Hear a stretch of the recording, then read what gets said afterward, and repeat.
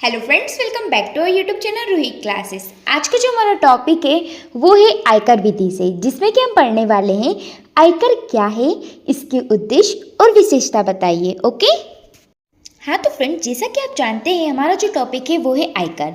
तो आयकर के संबंध में अध्ययन करने से पहले कर के संबंध में जानना जो है आवश्यक है कि कर क्या होता है। मतलब पहले हम कर की बात करेंगे, इसके बाद हम आयकर को समझेंगे। तो कर क्या है? तो किसी भी प्रकार की गतिविधियां, आय अथवा उत्पादन पर सरकार द्वारा वसूल की जाने वाली आय को कर कहते हैं। मतलब सरकार जो भी आय है और उत्पादन पर जो भी चीज वसूल करती है, जो भी राशि वसूल करती है, उसे हम क्या कहते हैं?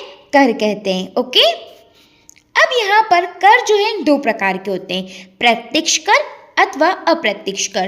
तो प्रत्यक्ष कर क्या होते हैं? तो इन करों को प्रत्यक्ष रूप से किसी आय अथवा संपत्ति के आधार पर वसूल किया जाता है, जैसे कि आयकर, संपत्ति कर, निगम कर, उपहार कर आदि। तो ऐसे कर जिन पर कि हम प्रत्यक्ष रूप से उन्हें वसूल करते हैं वो प्रत्यक्ष कर कहलाते हैं।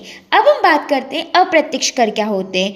तो इन करों को वस्तुओं अथवा सेवाओं के मूल्यों के साथ पर वसूल किया जाता है, जैसे वस्तु एवं सेवा कर, उत्पादन शुल्क, सीमा शुल्क आदि। मतलब ये प्रत्यक्ष ना लेकर अप्रत्यक्ष रूप से लिए जाते हैं। जैसे कि हमने कोई सेवा ली है या कोई वस्तु खरीदी है, जैसे कि हम कोई भी चीज़ खरीदते हैं मार्केट से, तो उस पर जो है कर लगा होता है। ठीक है, तो ये क्या होते हैं? अप्रत्यक्ष कर होते हैं। क्लियर? हाँ तो फ्रेंड, जैसे कि मैंने कहा था कि सबसे पहले हम कर को मतलब टैक्स को समझेंगे, इसके बाद हम आयकर मतलब इनकम टैक्स की बात करेंगे। तो इनकम टैक्स क्या होता है? तो यह सबसे आसान या साधारण टैक्स है जो एक नागरिक सरकार को व्यक्तिगत रूप से चुकाता है। मतलब पर्सनली जो है सरकार को चुकाता है कोई भी नागरिक। यह बहुत ही सरल है। अपनी इनकम का एक हिस्सा हर साल सरकार को टैक्स के रूप में देना होता है और इस धन का उपयोग सरकार द्वारा देश भर में विकास कार्यों में किया जाता है। इनकम टैक्स जैसे कि नाम से ही स्पष्ट होता है, आय कर, इनकम टैक्स। तो इनकम मतलब जो भी व्यक्ति जो भी कमाता है उसकी जो आय रहती है उसका कुछ एक अंश जो सरकार को हर वर्ष वो टैक्स के रूप में देता है, इसी को हम इनकम टैक्स या आयकर कहते हैं। अब ये जो धन सरकार को दिया जाता है इसका उपयोग सरकार किस में करती है? तो देश के विकास कार्य में जो है इनकम टैक्स का या फिर आयकर जो कि व्यक्ति से ली जाती है वो जो है लगाई जाती है, उससे देश का विकास जो है किया जाता है। ओके, अब हम बात करेंगे हमारे सेकंड पॉइंट की, जो कि है आयकर के उद्देश्य। आयकर के क्या क्या उद्देश्य है? तो आयकर के उद्देश्य में फर्स्ट हमारा जो उद्देश्य है वो है सरकार की आय का स्रोत।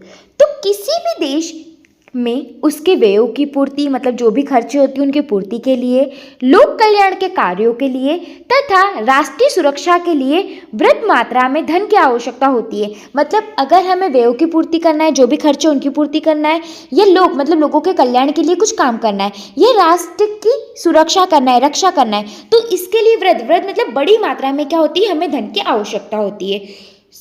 तो कर सरकार की आय का सबसे बड़ा स्रोत है। मतलब कि हमें अगर देश चलाना है और इन सब की पूर्ति करनी है तो उसके लिए धन की आवश्यकता है। और सरकार को धन कहाँ से मिलेगा?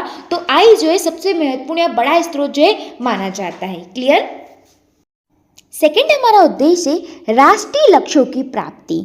देश की सरकार अपने विभिन्न कार्यक्रमों का संचालन करने के लिए आयकर का सहारा लेती है। मतलब सरकार जो बड़े बड़े कार्यक्रम चलाती है, जिनका संचालन करती है, उसके लिए क्या करती है? आयकर का सहारा लेती है राष्ट्रीय लक्ष्यों की प्राप्ति के लिए। यथा प्रारंभिक शिक्षा व उच्च शिक्षा को प्रोत्साहन करने के लिए सरकार द्वारा विशेष उपकर लगाया गया है। मतलब कि अगर जो भी राष्ट्रीय लक्ष्य हमें अगर उनकी प्राप्ति करना है तो उसके लिए भी हम किसका सहारा ले सकते हैं? आयकर का। अब हम बात करेंगे हमारे थर्ड पॉइंट की, जो कि है आर्थिक विकास को प्रोत्साहित करना, मतलब बढ़ावा देना। तो सरकार आर्थिक विकास को प्रोत्साहित करने के लिए अनेक उपायों को अपनाती है। आयकर भी इन उपायों में से विशेष भूमिका जो है निभाते हैं। ओके, अब हम बात करेंगे हमारे फोर्थ पॉइंट की, जो कि है बचत व निवेश को नियंत्रित करना। तो बचत एवं निवेश दो ऐसे यंत्र हैं जिसके द्वारा सरकार की संपूर्ण अर्थव्यवस्था को नियंत्रित किया जाता है।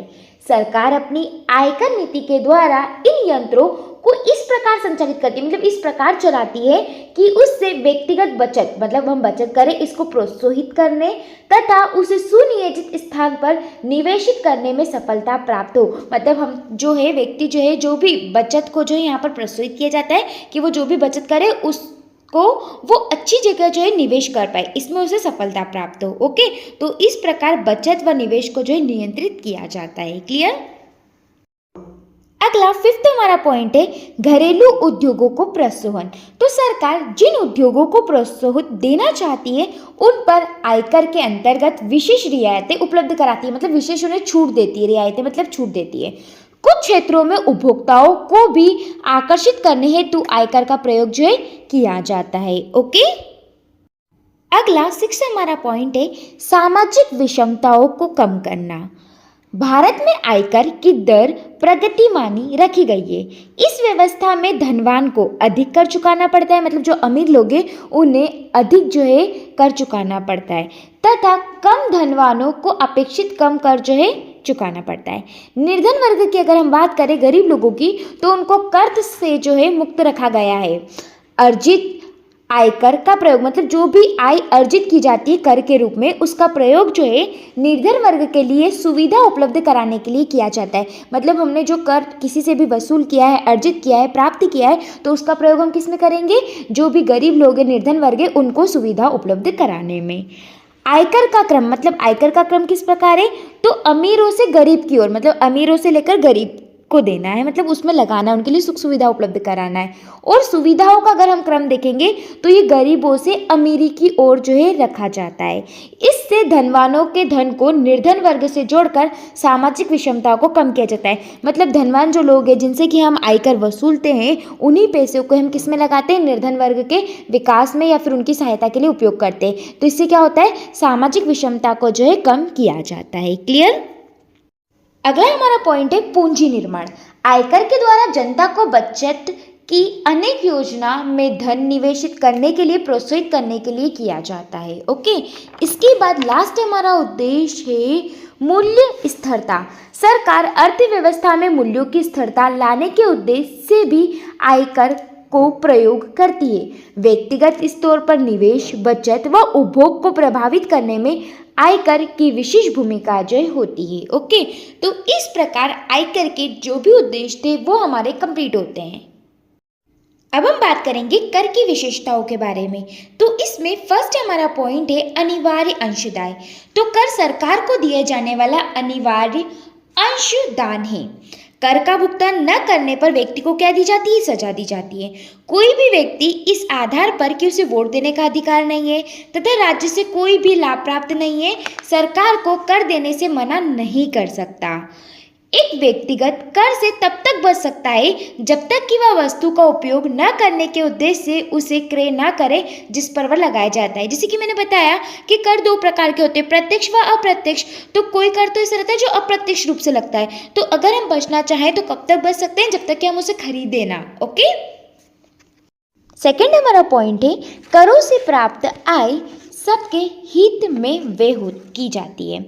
राज्य का उद्देश्य सभी नागरिकों का कल्याण व हित करना है। देश के प्रत्येक नागरिक कई तरीके से राज्य पर निर्भर होते हैं और बिना राज्य की सहायता से उनका अस्तित्व खतरे में पड़ जाता है। आज देश के विकास और कुशल व्यवस्था के उद्देश्य से बहुत से कार्य राजस्व को सौंप दिए जाते हैं, जिनकी पूर्ति के लिए राज्य को बहुत खर्च करना पड़ता है। मतलब कि करों से प्राप्त आय सबके हित में व्यय की जाती है। जो भी पैसा प्राप्त होता है सरकार को, वो उसको जो है सबके हित के लिए, सबके अच्छे के लिए जो है यूज़ करते हैं। जो भी जनता है उनके विकास में जो है उसे लगाते हैं। ओके, तीसरी हमारी विशेषता है सरकार के द्वारा निर्धारण। करों का निर्धारण व्यक्तियों की इच्छा अनुसार नहीं किया जाता। मतलब कोई भी व्यक्ति है उसकी इच्छा से जो है कर का निर्धारण नहीं किया जाता, मतलब कर जो है फिक्स नहीं किया जाता। तो फिर कैसे किया जाता है? तो वरन सरकार स्वयं विशिष्ट नियम एवं कानून के अंतर्गत करों का निर्धारण करती है। मतलब कोई भी व्यक्ति अपनी इच्छा अनुसार कर का निर्धारण नहीं कर सकता। कर का निर्धारण जो है सरकार करती है, वो भी नियम और कानून बनाकर। क्लियर। इसके बाद लास्ट हमारी विशेषता है व्यक्तियों का भुगतान। तो कर वस्तुओं संपत्ति व आय पर लगाया जा सकता है, पर इसका भुगतान व्यक्ति की आय से ही किया जाता है। मतलब कर हम जो है कोई भी वस्तु हो गई, कोई भी संपत्ति हो गई, इन पर जो है लगा सकते हैं, लेकिन इसका जो भुगतान होगा वो कोई भी व्यक्ति जो है उसकी आय से ही किया जाएगा। क्लियर? हाँ तो फ्रेंड्स, इस प्रकार हमारा जो टॉपिक था आयकर क्या है, इसकी विशेषता और उद्देश्य, वो यहीं ख़त्म होता है। Thanks for watching this video.